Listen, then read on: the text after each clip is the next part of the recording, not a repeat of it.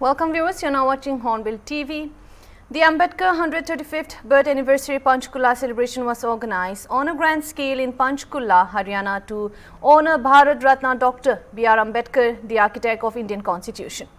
The state-level event witnessed the participation of top leaders who paid rich tributes to Baba Saheb for his contribution to social justice, equality and nation building.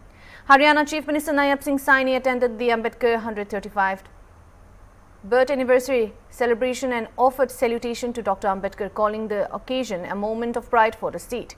He highlighted that the Ambedkar birth anniversary celebration is not just a ceremonial event but a reminder of Baba Saheb's vision for an equal, inclusive society.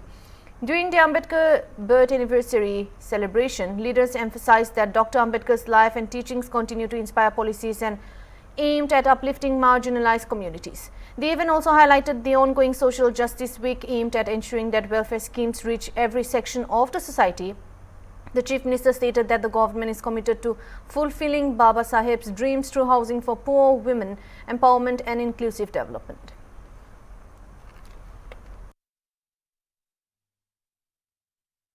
मैं दोनों हाथ जोड़ करके राम राम भी करता हूं और Bharat Ratna Baba Saheb doctor Bhimrao Ambedkar ji की जयंती की आपको बहुत बहुत बधाई और शुभकामनाएं भी देता हूं। साथियों, आज का ये दिन ये अत्यंत पावन और गौरवपूर्ण और ऐतिहासिक है। साथियों, आज भारत रत्न, भारत के संविधान के शिल्पी तथा सामाजिक न्याय के महान योद्धा भारत रत्न डॉक्टर भीमराव अंबेडकर जी की 135वीं जयंती हम राज्य स्तर पर मना रहे हैं।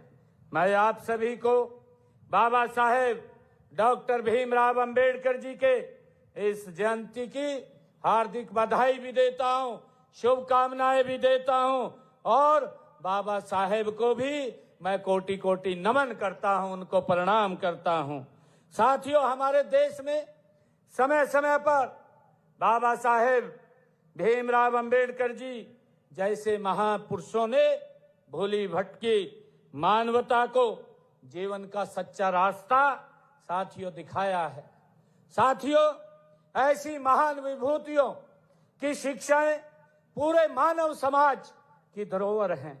साथियों, इस विरासत को संभालने व सहेजने की ये हम सब की जिम्मेवारी है।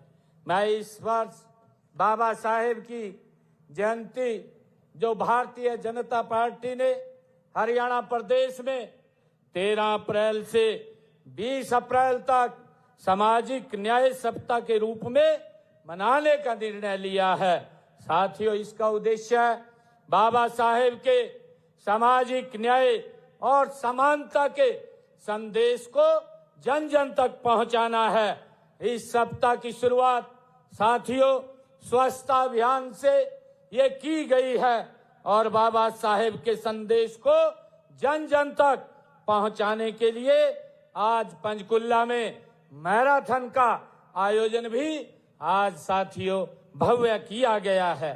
बाबा साहेब का सपना था कि एक ऐसा समाज जहां किसी व्यक्ति की पहचान उसकी जाति से नहीं बल्कि उसके कर्मों से और उसकी योग्यता से उसकी होनी चाहिए।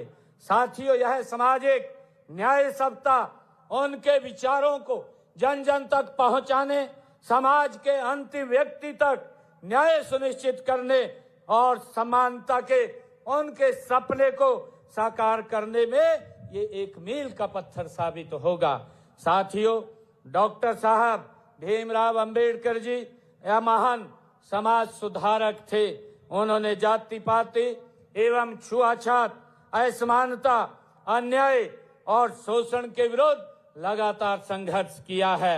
एक गरीब परिवार में जन्मे डॉक्टर भीमराव अंबेडकर जी ने साथियों ये सिद्ध कर दिया है कि दृढ़ संकल्प, मेहनत और साहस से मनुष्य कठिन से कठिन लक्ष्य भी प्राप्त कर सकता है। साथियों, वे दबे पिछड़े आवाम की आवाज थे। उनका जीवन संघर्षों से भरा हुआ था। साथियों, लेकिन उन्होंने उच्च मनोबल से जीवन के हर बाधा को साथियों पार करने का काम डॉक्टर भीमराव अंबेडकर जी ने किया है। साथियों, वे ओजस्वी लेखक और यशस्वी वक्ता और महान कानूनविद और अर्थशास्त्री डॉक्टर भीमराव अंबेडकर जी थे। भारतीय संविधान के मुख्य शिल्पी के रूप में उनको जाना जाता है।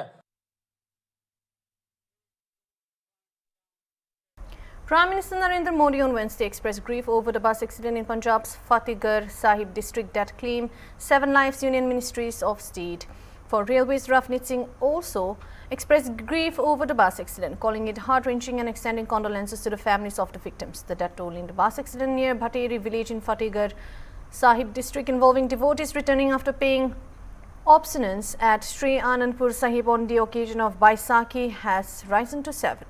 Station House Officer Balveer Singh said that at least 7 people died and several others were injured after a bus overturned on Chunni Maranda Road in Fatehgarh Sahib. He said initial inputs suggest the vehicle may have lost control following a possible technical fault, with eyewitnesses reporting a loud noise possibly indicating a broken axle before the bus overturned. The SHO added that around 30 to 35 passengers were on board, with nearly 20 injured admitted to hospitals, and an FSL team has reached the spot to investigate the incident.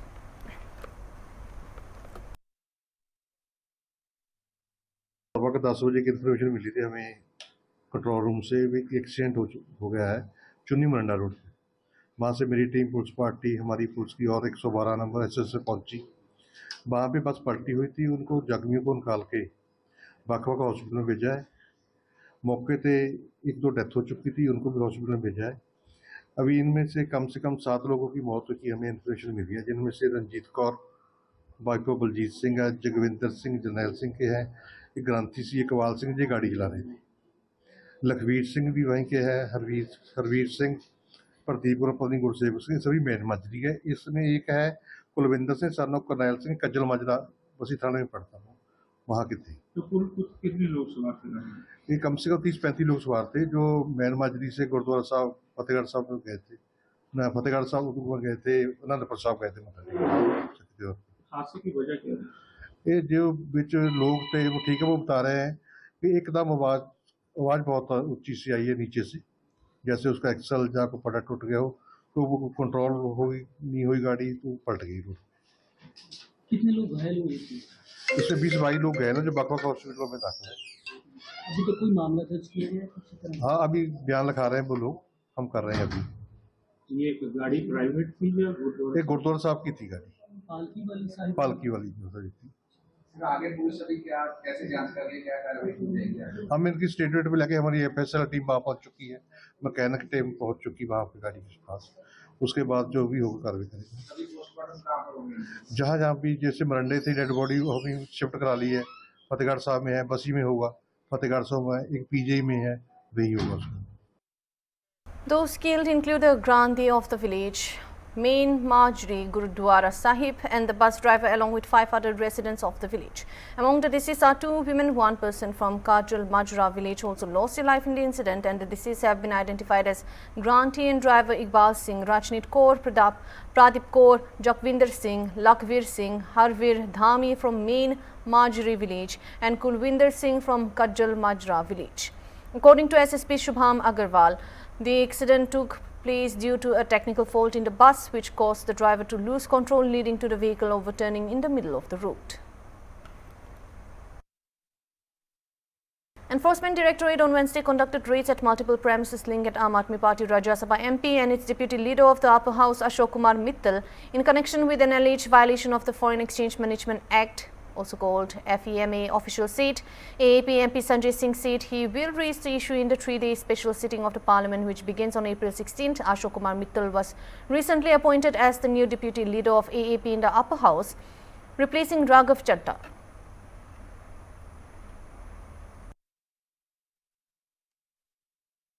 होता है, Bharatiya Janata party अपनी एजेंसियों का इस्तेमाल करती है। प्रधानमंत्री नरेंद्र मोदी जी की लोकप्रियता पूरे देश में खत्म हो चुकी है। भारतीय जनता पार्टी की जगह जगह आलोचना हो रही है, उनके राज्यों में हिंसक विरोध हो रहा है, जनता सड़कों पर है। तो अब उन्होंने एक ही तरीका है उनके पास, ईडी का दुरुपयोग करो, सीबीआई का दुरुपयोग करो, चुनाव आयोग का दुरुपयोग करो और चुनाव जीतो। ये फार्मूला भारतीय जनता पार्टी का पंजाब में काम नहीं करेगा। ये चुनाव के पहले एक घिनौना खेल है जिसकी शुरुआत प्रधानमंत्री मोदी जी ने और भारतीय जनता पार्टी ने की है। अशोक मित्तल पर अचानक इतने बड़े पैमाने पे छापेमारी करना, ये उसी खेल का एक नमूना है, एक शुरुआत है। लेकिन ऐसे कितने भी प्रयास आम आदमी पार्टी के खिलाफ पहले भी बीजेपी कर चुकी है, उनको कोई लाभ नहीं हुआ। इस खेल से भी उनको कोई लाभ नहीं होगा।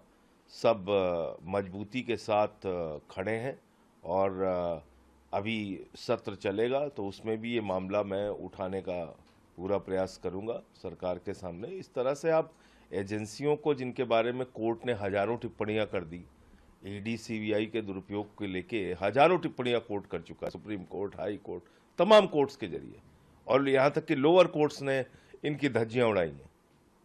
तो उसके बावजूद बीजेपी बाज नहीं आ रही है। तो अशोक मित्तल पर जो कार्रवाई की गई है वो पूरी तरीके से That's all for now. Thank you for watching Hornbill TV.